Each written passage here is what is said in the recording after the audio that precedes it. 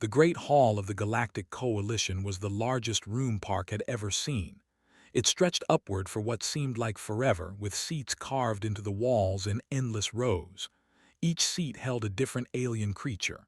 Some had scales, some had fur, some had shells or wings or tentacles. All of them were looking at her. Stood alone in the center of the floor. She was small compared to everyone else in the room. Her black hair was tied back in a simple knot. She wore the gray uniform of Earth's diplomatic corps. She had no weapons. She had no armor. She had nothing but her words and her mind. The aliens whispered to each other as they studied her. Their languages clicked and hissed and rumbled, but her translator device turned it all into words she could understand. "So soft," one of them said. "Look at that skin, no protection at all." "Where are her claws?" another asked. "How does she hunt?" "She doesn't hunt," a third voice answered. "Look at her, she is prey." Heard all of it. She kept her face calm and still. She had trained for this moment for 3 years. She knew exactly what the aliens expected to see. They expected weakness. They expected fear. They expected her to prove that humans were nothing special. She would show them something different. The High Arbiter stepped forward. His name was, and he was terrifying to look at. He stood 3 meters tall on 6 legs. His body was covered in hard black shell, like a beetle the size of a truck. His head had huge compound eyes that reflected the light like broken mirrors. When he spoke, his mandibles clicked together with sounds like cracking bones. "Human representative," said. His voice was deep and cold. "You stand before the Galactic Coalition Council. We are here to assess your species and determine your place in our community." Bowed her head slightly. "I am honored to be here, High Arbiter." "Honor is earned, not given," replied. "And so far your species has shown us nothing worthy of honor." He pressed a button on his platform and a holographic image appeared in the air. It showed a human body, rotating slowly. The aliens leaned forward to study it. "No claws," said, pointing with one of his limbs. "No fangs, no venom glands, no natural armor. Your eyes face forward like a predator, but you have none of the strength or speed that forward-facing eyes usually indicate." The image zoomed in on the human's hands. "5 soft fingers," continued. "No sharp edges. Your nails are flat and weak. A child of my species could break them without effort." Laughter rippled through the chamber. It sounded like rocks grinding together. Another alien rose from her seat. This was the ambassador from the reptilian collective. She was tall and covered in green scales. Her eyes were yellow with black slits, and a forked tongue flicked out of her mouth when she spoke. "The Coalition has a system," explained, looking down at with something like pity. "Every species is classified according to their nature. Predators receive full membership. They sit on councils, they vote on laws, they command fleets." She paused. "Prey species receive protection. They are kept safe from danger, but they do not vote, they do not lead." "And which classification are you considering for humanity?" asked. Her voice was steady. "Prey," said simply. "Perhaps scavenger if you can prove some usefulness, but certainly not predator." More laughter, more clicking and hissing. Waited for the noise to die down, then she spoke again. "May I ask how this classification is determined?" Made a gesture that might have been a shrug. "It is obvious. We look at a species' natural weapons, their hunting methods, their instincts. A true predator shows aggression, dominance, the will to kill." His compound eyes fixed on her. "Show us your threat display, human. Prove that you belong among the hunters." The chamber went quiet. Every alien watched, waiting to see what the small, soft creature would do. Did nothing. She simply stood there, her hands clasped behind her back. Her breathing was slow and even. Her heartbeat was calm. She looked up with an expression that showed no fear and no anger. She smiled. The aliens shifted uncomfortably. They did not understand smiling. For many species, showing teeth was a sign of aggression. But this human smile was different. It was soft, gentle, almost friendly. It made them nervous, though they could not explain why. "I have no threat display to show you," said. "Humans do not threaten. We do not warn. We do not make ourselves look bigger or louder or more dangerous." She tilted her head slightly. "We have found that such displays are unnecessary."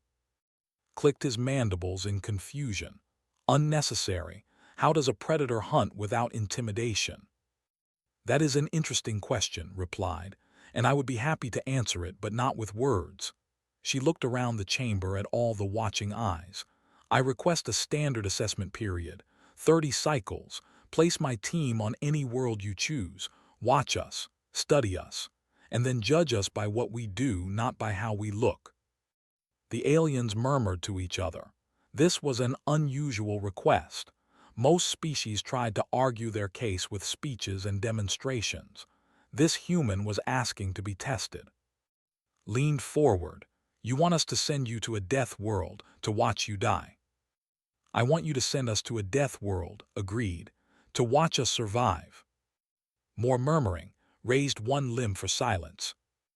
"Very well," he said. "We will grant your request. You and your team will be sent to Cora 7.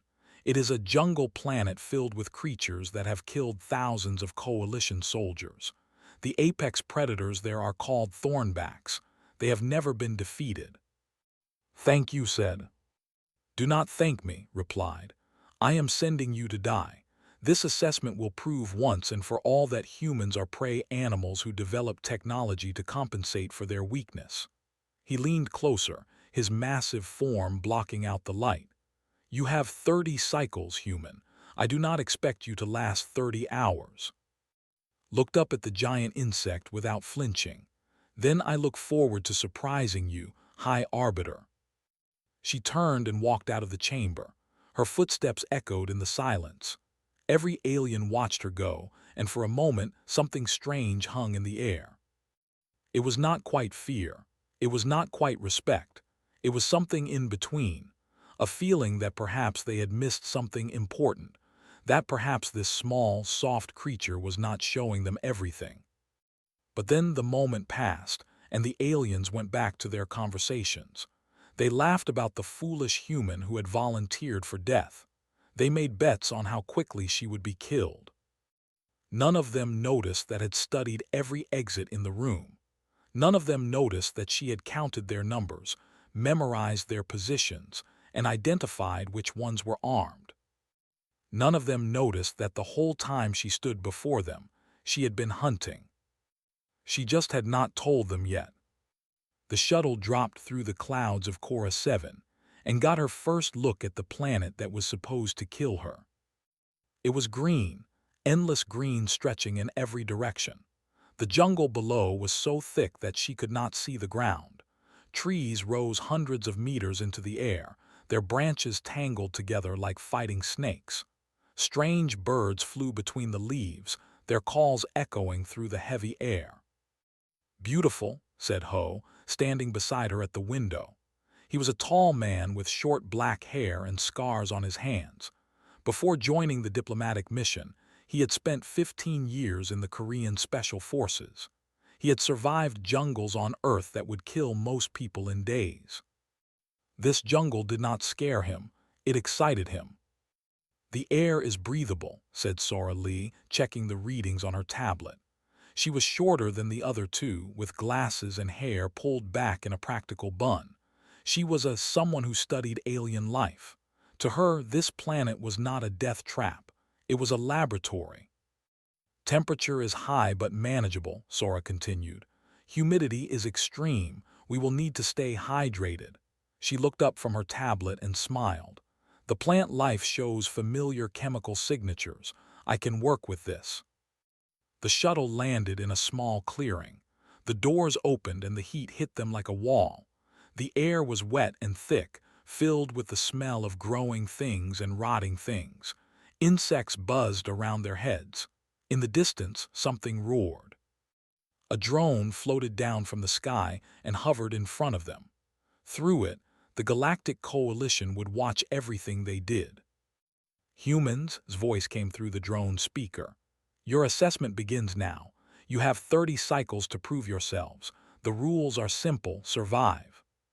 And if we want to leave early, Ho asked. Press the emergency beacon on your wrist device. A shuttle will retrieve you within 1 hour. But if you use the beacon, you fail the assessment. Humanity will be classified as prey.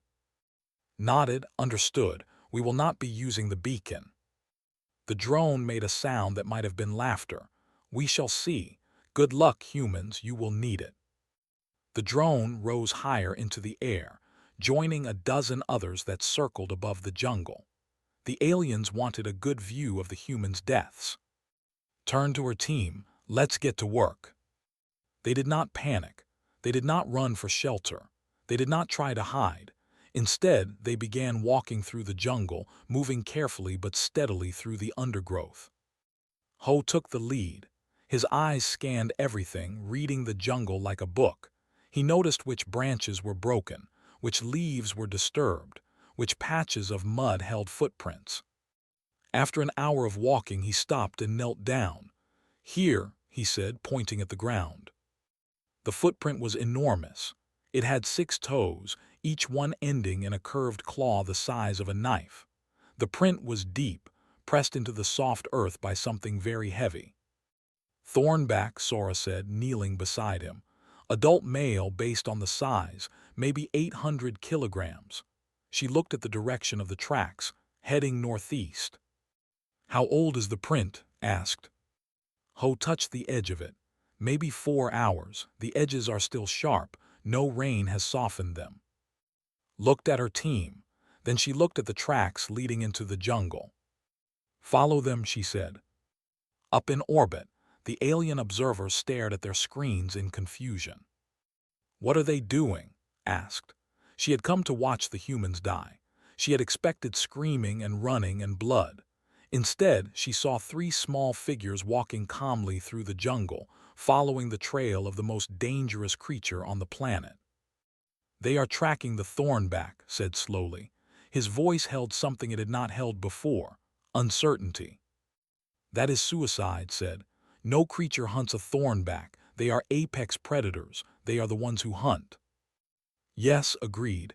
That is what I thought as well. On the planet's surface, the humans kept walking. They walked for the rest of the day.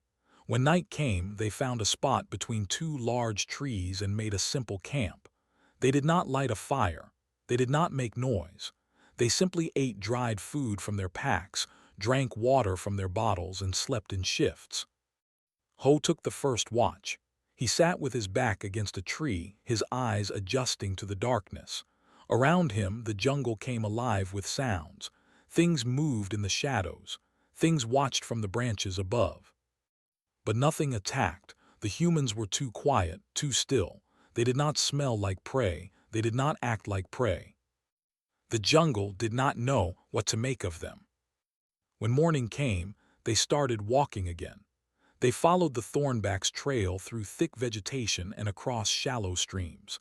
They climbed over fallen logs and ducked under hanging vines. The alien observers watched and waited for the chase. They waited for the moment when the Thornback would notice it was being followed and turn to attack. But the humans were careful. They stayed far enough back that the creature never saw them. They never got close enough to be smelled. They just kept walking, hour after hour, step after step. By the end of the second day was getting impatient. Why do they not catch up? Why do they not attack? They cannot attack, another observer said. Look at them. They have no weapons that could hurt a Thornback. No claws, no fangs. They would be killed instantly. Then why are they following it? No one had an answer. On the third day, the Thornback noticed something was wrong. It stopped at a watering hole and looked around, its 6 eyes scanning the jungle. Something was following it. It could feel it, but it could not see anything. It could not smell anything. It ran. The Thornback was fast. It tore through the jungle at incredible speed, its powerful legs carrying it over obstacles and through streams. In minutes, it had covered several kilometers. Then it stopped to rest. Its heart was pounding, its muscles were tired, but it was safe now. Nothing could have followed it at that speed. An hour later, the humans appeared. They walked out of the jungle at the same steady pace they had maintained since the beginning. They were sweating. They were tired, but they were still moving. The thornback stared at them in disbelief. Then it ran again. And again. And again. Each time it sprinted until its muscles burned and its lungs screamed for air. Each time it stopped to recover, certain that it had escaped. Each time the humans appeared behind it, walking, always walking. On the fourth day, the thornback collapsed. It lay on its side, its chest heaving, its eyes rolling with exhaustion and terror. It had not eaten in days. It had not slept.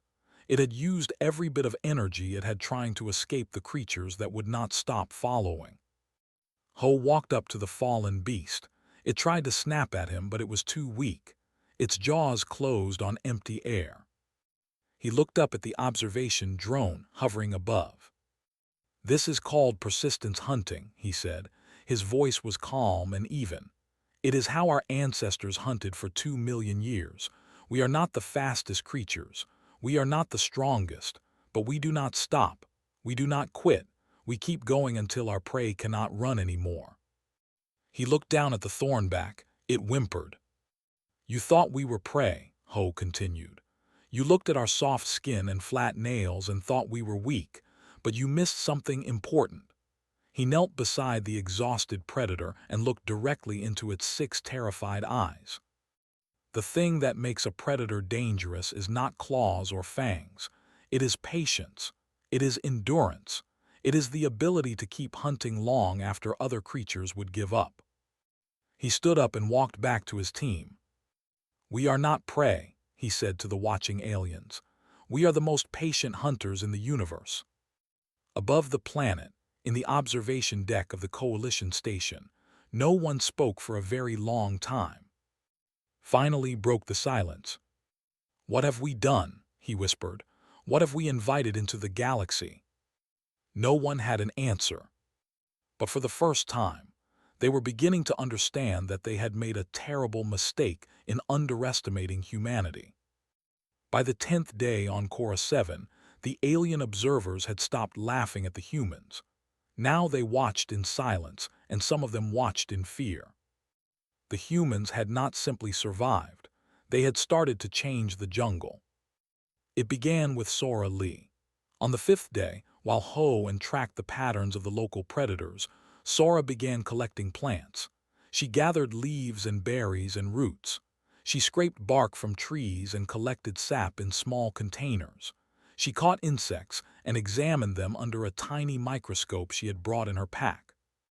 The aliens did not understand what she was doing. To them, it looked like she was playing in the dirt. By the 7th day, Sora had created her first poison. She extracted it from a vine that grew near water sources. The vine was harmless to most creatures, but when Sora mixed its sap with the crushed bodies of certain insects, something changed. The mixture became deadly.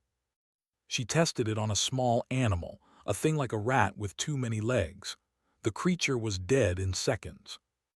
"Nerve agent," Sora explained to the drone hovering nearby. "It blocks the signals between the brain and the muscles. Instant paralysis, followed by death." She held up the small vial of clear liquid. "1 drop on a blade is enough to kill something 10 times my size."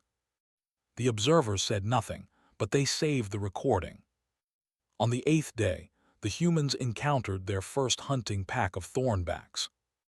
There were 3 of them, younger and smaller than the one they had chased before. They found the humans at dawn when the mist still hung heavy between the trees. The thornbacks spread out, moving to surround their prey. Their spines rose along their backs, ready to launch poison needles. Their 6 eyes glowed with hunger. Watch them approach. She did not run. She did not scream. She simply raised one hand and gave a signal. Home moved like smoke through the jungle. He had spent the last 3 days studying these creatures. He knew where they liked to attack from. He knew how they communicated with each other. He knew exactly where to be. The first thornback never saw him. It was focused on, ready to pounce, when Ho appeared beside it and pressed a blade against its throat. The blade was coated with Sora's poison. The thornback froze, not from fear, from the toxin spreading through its body. Its legs stopped working. Its jaws locked shut. It fell to the ground, paralyzed but alive. The other two thornbacks hesitated. They had never seen one of their own fall without a fight. They had never encountered a creature that could strike without warning. Took a step toward them. She should have been terrified. She was small and soft and completely exposed, but her heart beat steady and slow. Her eyes were calm. She looked at the two predators the same way she had looked at the Coalition Council. Like they were not threats, like they were problems to be solved. The Thornbacks ran. Apex predators of a death world, and they ran from a human woman who had not even drawn a weapon. In the observation deck, Scales had gone pale. "They are not supposed to run," she said. "Thornbacks never run, never." "They ran from her," another observer whispered. "Why did they run from her?" No one answered. On the surface, knelt beside the paralyzed Thornback. It was still alive, its eyes rolling with terror. She studied it for a long moment, thinking. "Can you reduce the dose?" she asked Sora. "Keep it paralyzed but conscious." Sora nodded. "Yes, why?" "Because we are not going to kill this one," said. "We are going to keep it." By the 12th day, the humans had a pet Thornback. It had taken patience, endless patience. They kept the creature fed and watered. They protected it from other predators. When the paralysis wore off, they used low doses of the toxin to keep it calm. Day by day, they let it recover a little more. Day by day, they showed it that they were not threats. Spent hours with the creature. She sat near it while it ate. She spoke to it in soft, calm tones. She scratched the places where its armor plates met, the spots it could never reach on its own. At first, the Thornback hated her. It snapped and snarled and tried to strike with its tail, but never flinched. She never hit back. She just waited. By the 14th day, the creature stopped trying to attack. By the 16th day, it followed her commands. Stood in a clearing with the Thornback beside her. She raised her hand and the creature sat. She pointed and it walked. She made a clicking sound with her tongue and it came to her side. She looked up at the observation drone. "On our world," she said, "we have done this for thousands of years. We find the most dangerous creatures, the strongest, the fastest, the most deadly, and we make them ours." She ran her hand along the Thornback's armored back. The creature leaned into her touch like a dog. "Wolves became our dogs, wild horses became our transportation, falcons became our hunting partners, elephants became our war machines." She smiled that strange human smile. "We do not just survive in dangerous environments, we dominate them, we reshape them, we take the things that should kill us and turn them into tools." She looked directly into the drone's camera. "Your coalition spent 200 years trying to tame the Thornbacks. You failed. We did it in 2 weeks." In the observation deck's mandibles clicked rapidly. "Impossible," he said. "We tried every method, chemical control, neural implants, behavioral conditioning, nothing worked."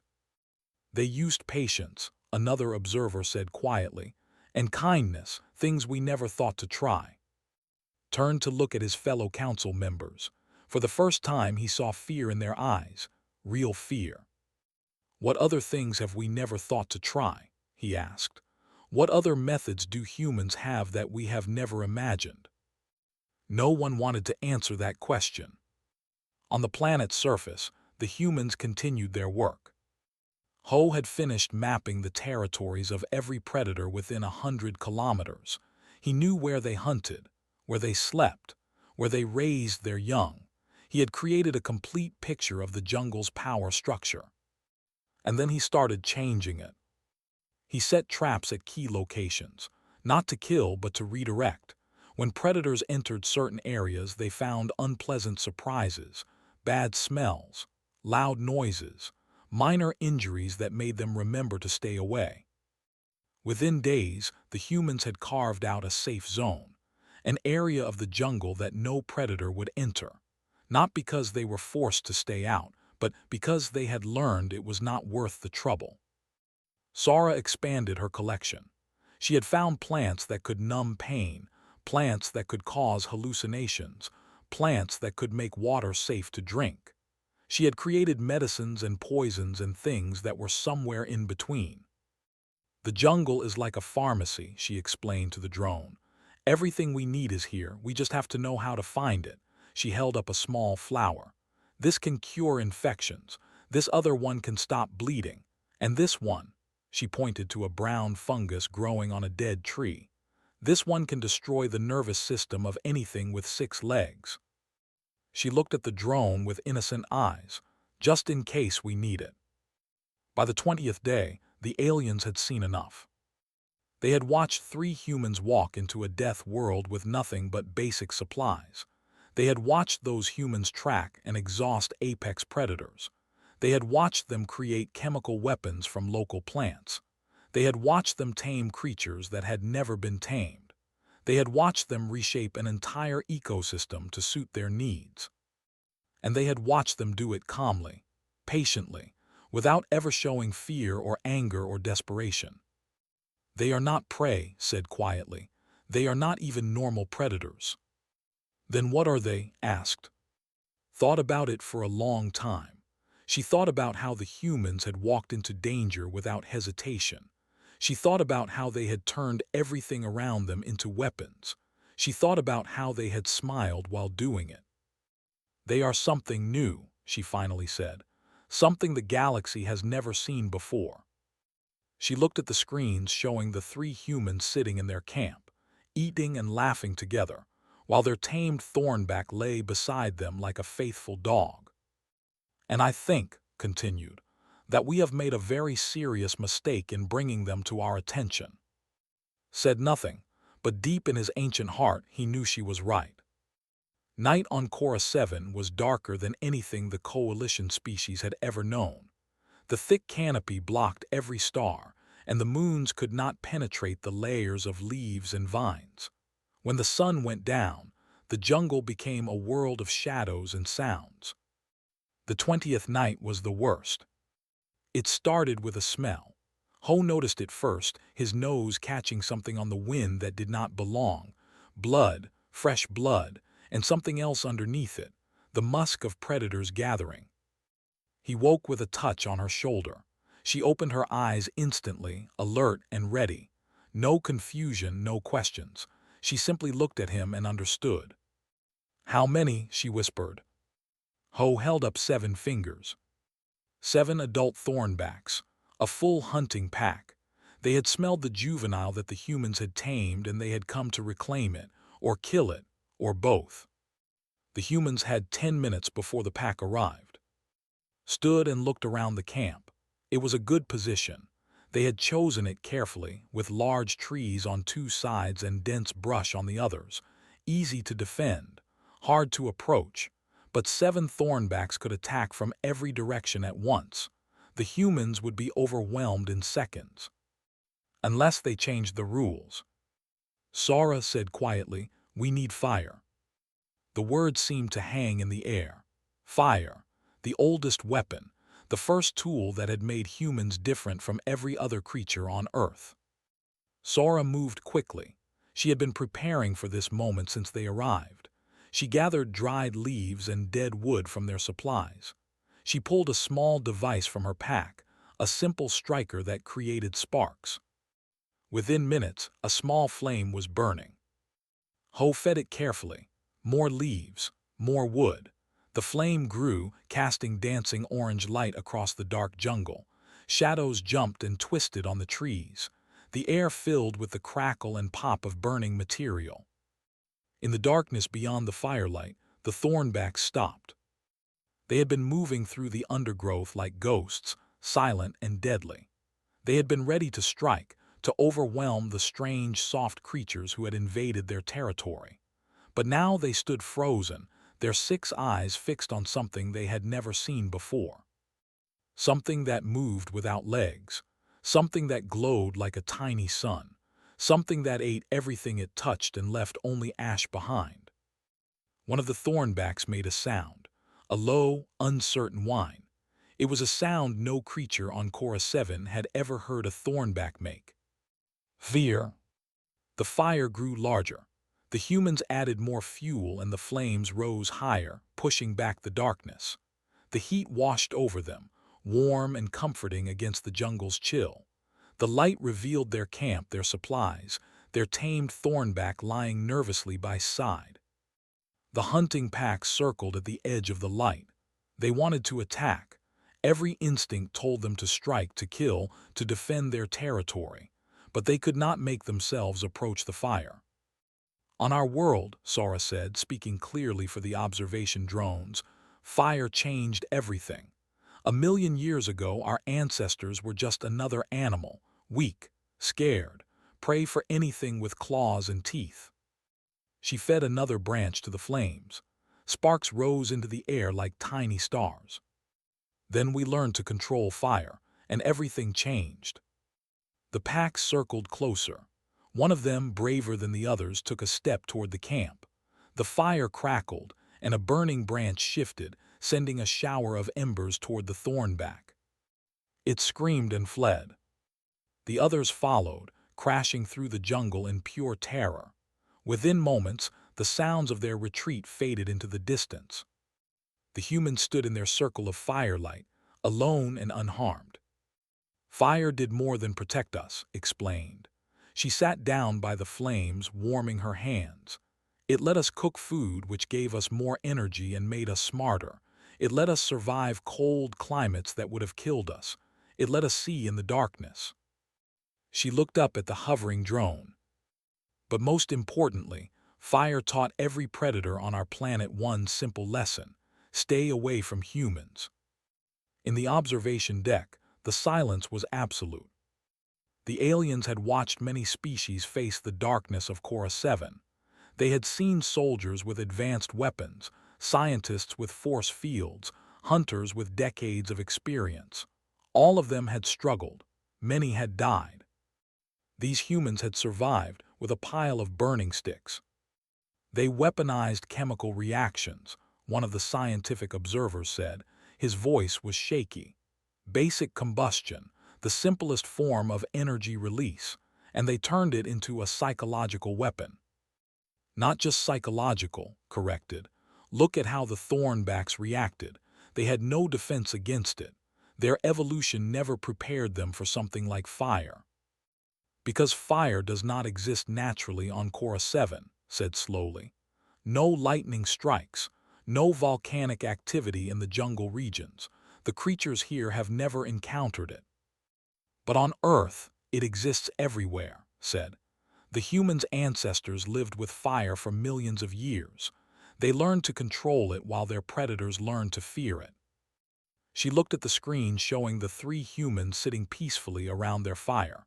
They were eating, laughing, telling stories, as comfortable as if they were sitting in their own homes instead of on one of the most dangerous planets in the galaxy. We made the classification system based on claws and fangs and venom, said. We measured predators by their natural weapons, but humans do not have natural weapons. They have something else. What? Asked. Creativity, answered. They look at the world and see tools everywhere. Wood becomes fire, plants become poison, predators become pets. Nothing is just what it appears to be. Everything is something they can use. On the planet's surface, the night continued. The fire burned steadily, fed by Sora's careful attention. Ho sat at the edge of the light, watching the shadows beyond. The tamed thornback lay beside, its massive head resting on its paws, its eyes half closed in something like contentment. Do you think they understand yet? Ho asked quietly. Smiled, they are beginning to, but they have not seen everything. What else is there to show them? Looked at the fire, watching the flames dance. In the light, her eyes reflected orange and gold, like miniature suns. Tomorrow, she said, we show them what happens when we stop being polite. Ho nodded. He understood. They had been careful so far, controlled. They had shown the aliens what humans could do when they were surviving. They had not shown them what humans could do when they were hunting. The night passed slowly. The Thornbacks did not return. Nothing did. The fire kept burning, a beacon of warning in the endless darkness of the jungle. As dawn approached, Sara made one final note in her research journal. She wrote about the chemical composition of the smoke, the temperature of the flames, the way the light affected the local insects. But at the end, she added something personal. Fire is not just a tool, she wrote. It is a symbol. When our ancestors first controlled fire, they were not just keeping warm. They were making a statement. They were telling the universe, this is our light, this is our power, this is where we begin. She looked up at the sky, where the first rays of sunlight were beginning to filter through the canopy. And we have not stopped since. The next morning, the humans extinguished their fire and packed their camp. They moved with purpose now, heading toward a part of the jungle they had marked on their maps days ago. The observation drones followed.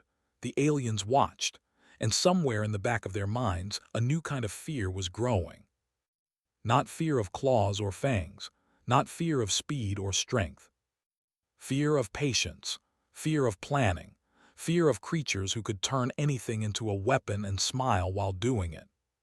Fear of what humans might do next. On the 25th day, requested a private meeting with. The coalition had rules about contact between observers and subjects during assessment periods. Such meetings were rare. They were only allowed in special circumstances, when diplomatic matters required immediate attention.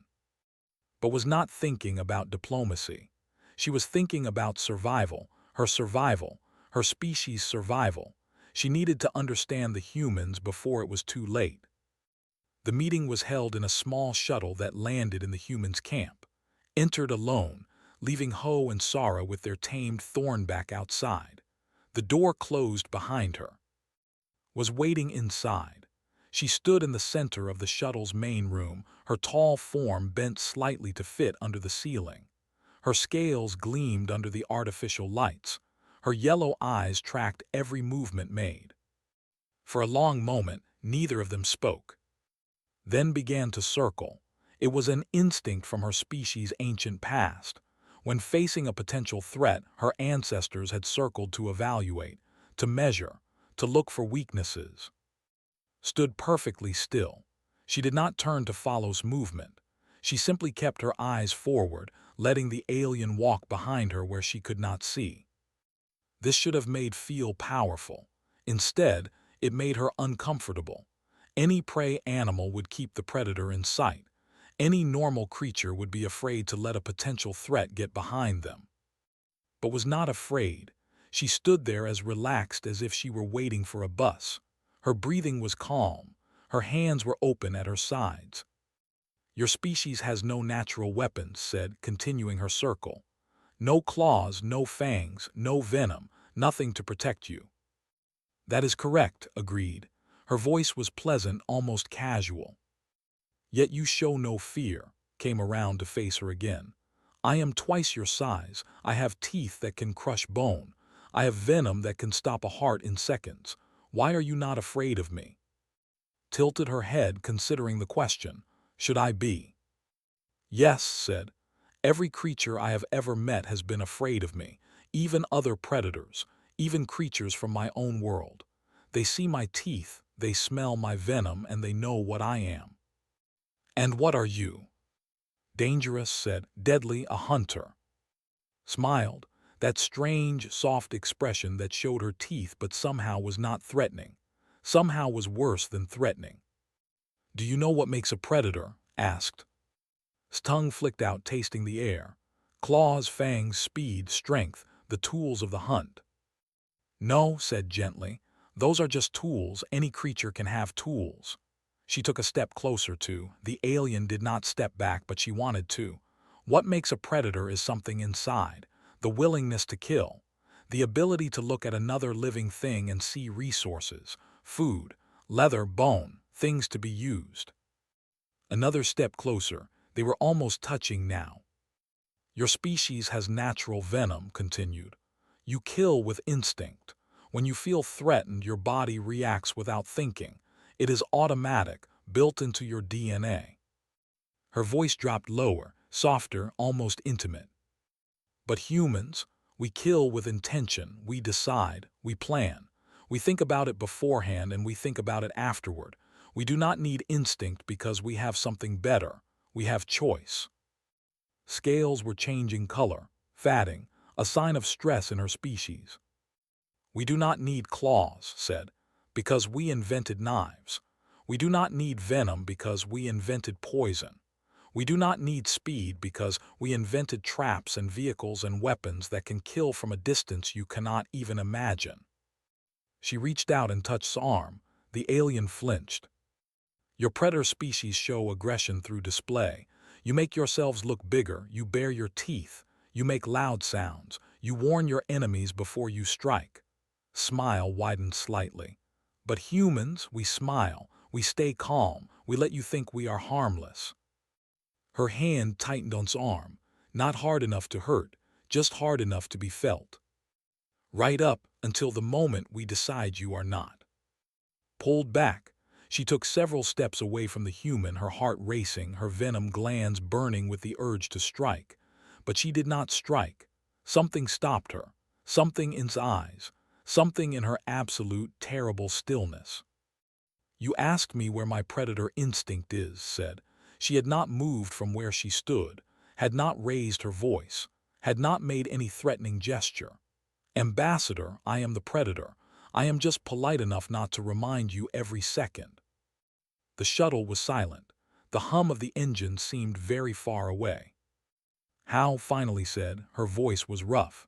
How does your species control it, this instinct to kill? How do you stop yourselves? His expression softened. For a moment she looked almost sad. We do not always succeed, she admitted.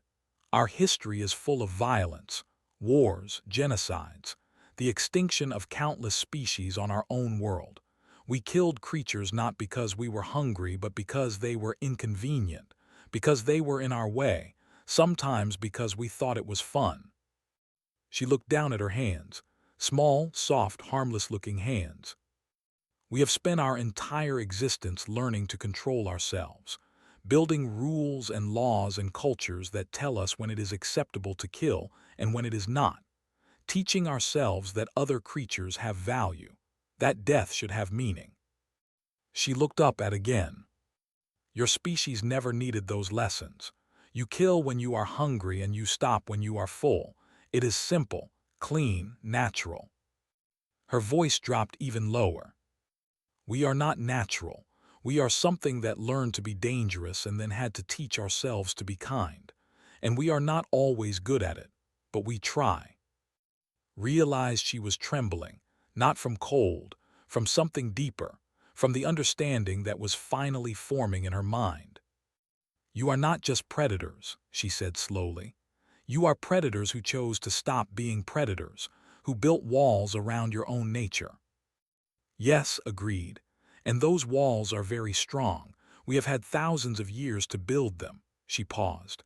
But they are still just walls, and walls can come down. The meeting ended shortly after that. Returned to the observation deck without speaking to anyone.